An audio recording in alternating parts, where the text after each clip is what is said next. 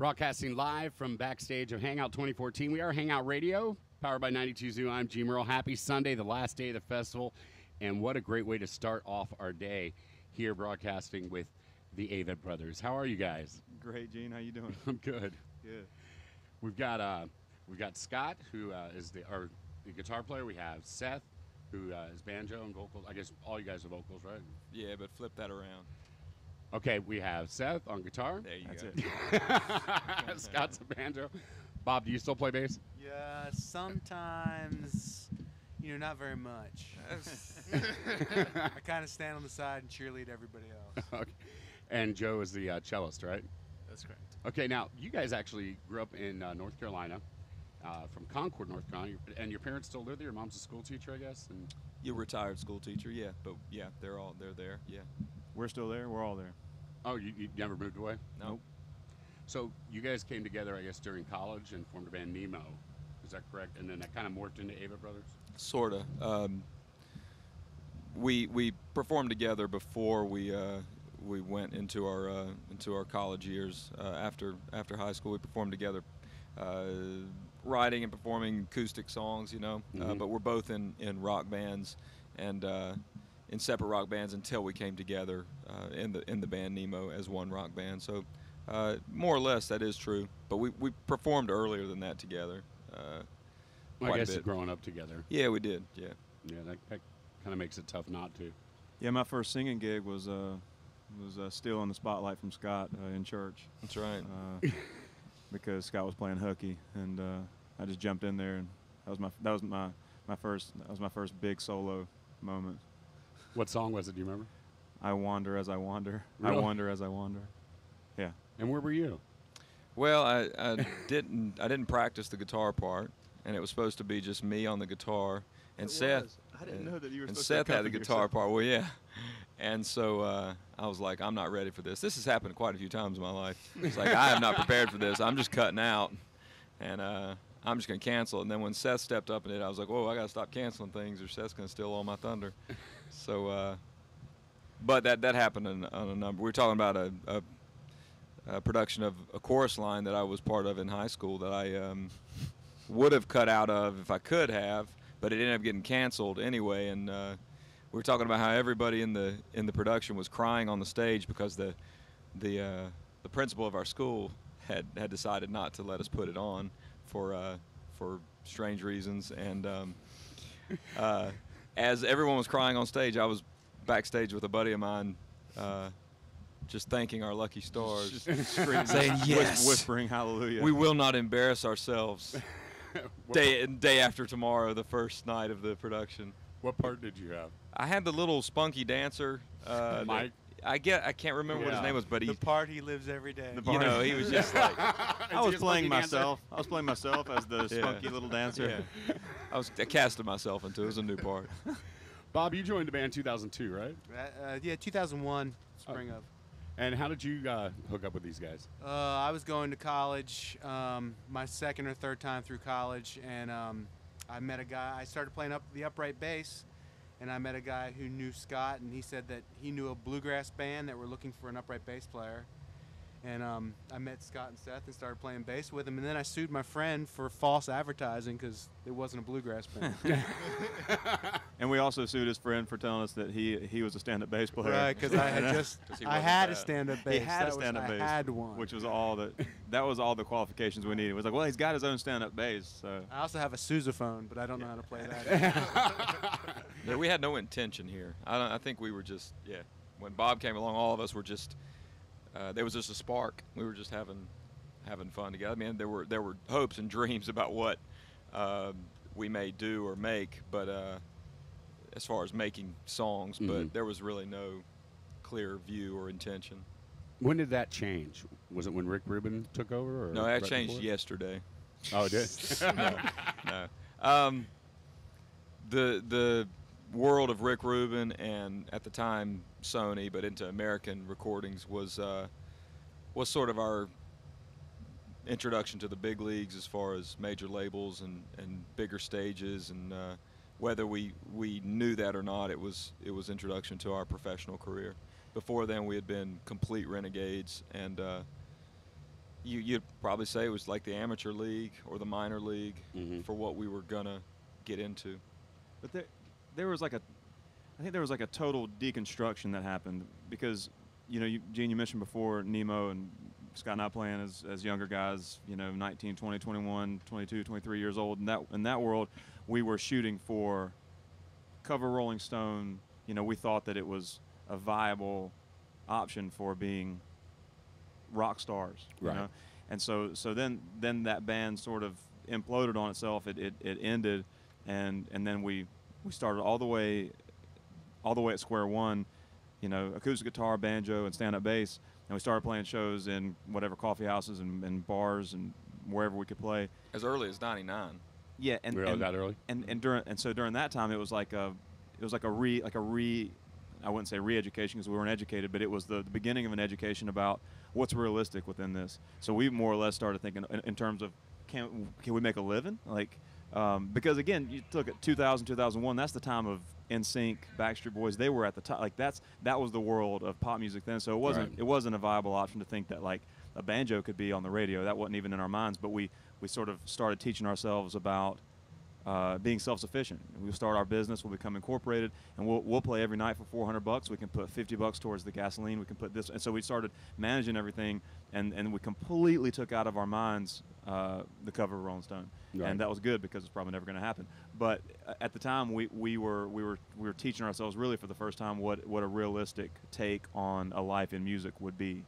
And so the part you're describing about meeting up with Rick and everything, that was after we had put in a good 8 years, and it started seeming like, well, yeah, maybe there could be some sort of commercial quality to this because we have already been rewarded and we've already made a lot of connections with a lot of people and gone further than we would have expected commercially. So. Yeah, and in that time we didn't consider it minor leagues.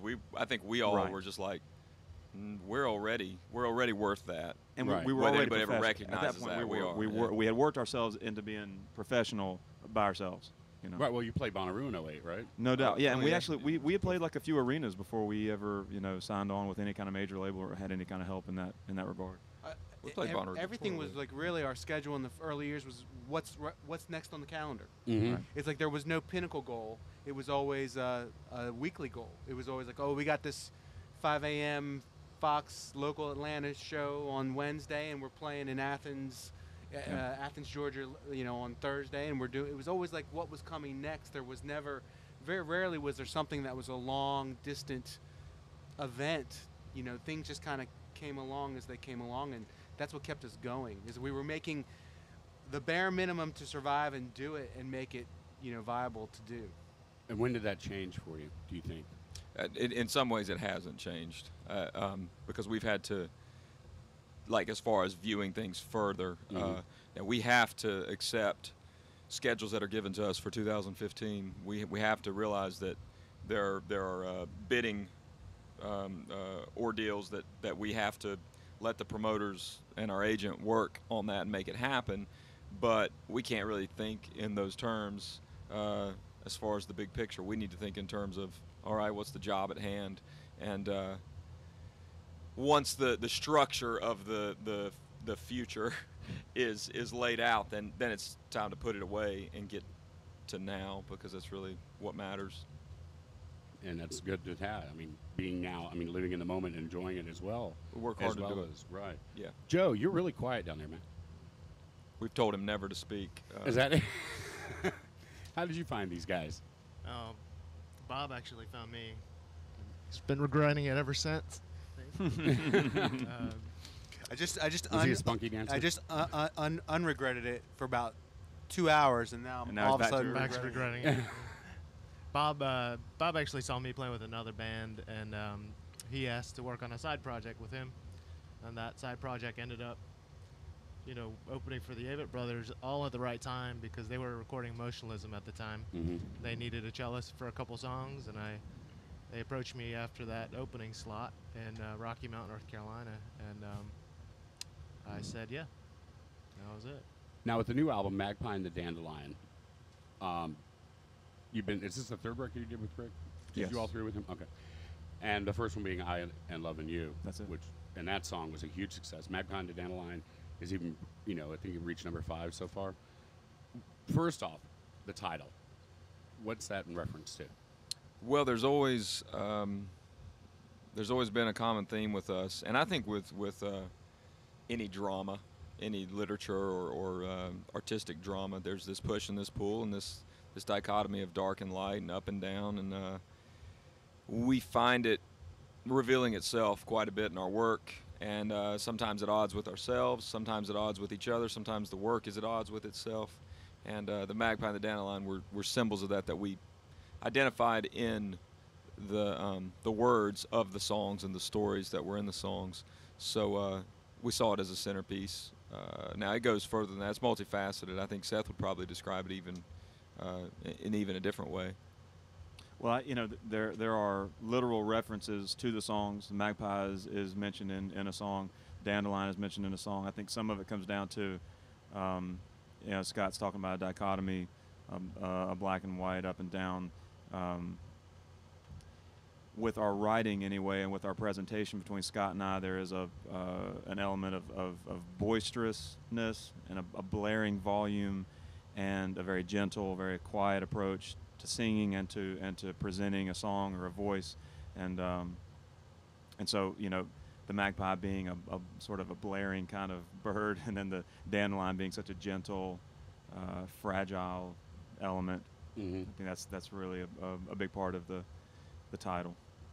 Now, on this tour that you're playing here, are you on tour right now, or was this just coming in because you were recording last week, right? This is a one-off for us. The festival is, but we've never done proper tours for anything. I mean, we're speaking about starting, in 2001, 2002. It was like, what's going on next week? What's going on next week? And that's how we've done it. That's how we've built it. So, whenever we've seen bands that were summer tour, 2009, 3 weeks, mm-hmm. and we've always looked at that and been like, how in the world do you do that? Yeah. We do, for us, it's always been, coming up on 14 years or whatever. It's always been, 2 weeks on, a week and a half off, 2 days on, 2 days off, 5 days on, 3 days off. So there is no real structure. We try to lay low in the wintertime, but our answer is, yeah, we're on tour. We're always on tour. Now, coming back to Hangout, because you played in 2011. Yeah. And did you play the main stage last time, or did you play? We did. The show? Yeah. Okay. And that's where you're playing tonight at 6:15. Yeah. And I know you guys just got in this morning. Have you had a chance to walk around or look around or anything? We've been playing ping pong all day. Have you? Yeah. Great Seth's backstage. winning Seth hasn't lost today yet.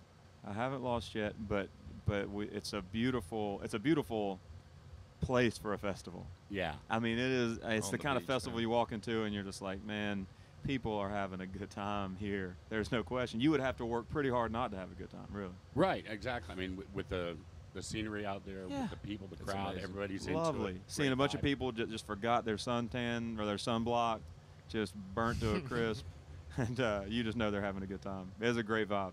Yeah, there's no room for negativity here. No, Not at all. Just keep it. no.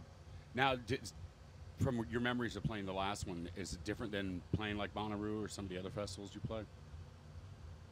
Something about this festival feels very, very light in a good way. I'm trying to think of a way to phrase this without making it sound like a criticism. It's interesting to me how some festivals are music first, hip second. Mm-hmm. This one's very hip, and the music is equally As hip. And it's strange. Like that's not always. I mean, we play a lot of festivals, and the mixture is not always. Sometimes it's really awkward and beautiful in its own way, and they're all great. But this one has a very young and hip thing going, and It's still cool. easy. Yeah, it's cool, but there's no pretense. Yeah, that's Right. nice. It's cool. That's Like really there's nice. there's not no one's posturing. Like it feels like a place you can go out and whatever. Just everybody's having a good time. Make mistakes during the song. Maybe you're wearing something that's not as cool, and no one's gonna look at you and make fun. It's just a fun environment. Oh, you'll see artists going out and just hanging. Yeah, And yeah. people don't bug them. It's You know? it's just got a good vibe. You can just tell it straight away. Well, their motto is "Be nice or go home." Yeah. Nice. That's the actual Hangout motto, That's so great. that works. Very good. Yeah. The Avett Brothers, it is a pleasure having you guys Thank here you. today. Thank Pleasure's ours. Thank you. And I think they're doing chorus line over in the Boom Boom tent about midnight tonight. So Yes, You're gonna get your I'm chance. over there. You and might Spunky get- yeah. dancer. Been practicing ever since. we are Hangout Radio Backstage at the Hangout Festival 2014, powered by 92 Zoo. Avett Brothers taking the main stage tonight at 6:15. So make sure you get ready for that. It's going to be an awesome show. Any surprises tonight? I know you've got like 3 other guys that are playing with you. 7 on stage. 7 on stage. So 2 other guys and a gal. And We'll just see what happens. they are the ones that save us musically. So It used to be Joe would save us musically. But now he's come down to our level. We brought him down. Yeah, we brought him down. to He's to a where he's- blabbermouth, man. Oh, Joe just God, keeps chatting and chatting. man. all day long. I can't get a word in with these guys. that's right. The surprise tonight, Gene, will be if we finish the set without anybody passing out on stage. Or getting hurt. Or getting hurt. Or having a mirror ball fall. Exactly. Wow. Yeah, I don't think we talked about that on air, but this happened just recently. Yeah, It New did, Year's. and we haven't gotten a chance to talk about it. It was in New Year's Eve, and there was we're not exactly clear on why it fell, but it was a machinery problem. It wasn't a personnel problem. Gigantic mirror ball. Fell to the stage and fell through the front panels of the stage, and We're talking stayed how much, lodged. like 6 foot diameter. 900 pound whatever disco Yeah. ball. More like the disco ball. Yeah. Fell through the stage. Didn't hurt anybody. I think we borrowed it from Leonard Skinner too, so that's even worse. Like abusing Leonard Skinner stuff is not cool. No, it's not good. Yeah. Yeah, they'll come after you. Yeah, That's right. So, we're going to play Morning Song, which is the new single from Magpie and the Dandelion, and that's the one that has Magpie mentioned in it, actually. Yeah. And I was reading on your credit set, you've basically got almost your whole family on Oh, it. tons of people, friends and family. Yeah, Yeah. we kept adding parts. There might be some people we don't know on that as well. All the hasses are at the end. Yeah. Yeah. All the way? All our cousins and a beloved aunt of ours who has recently passed is singing on it as well. Just a lot of loved ones. Yeah. That's awesome. It's the Avett Brothers, live from Backstage Hangout 2014 on Hangout Radio, powered by 92 Zoo.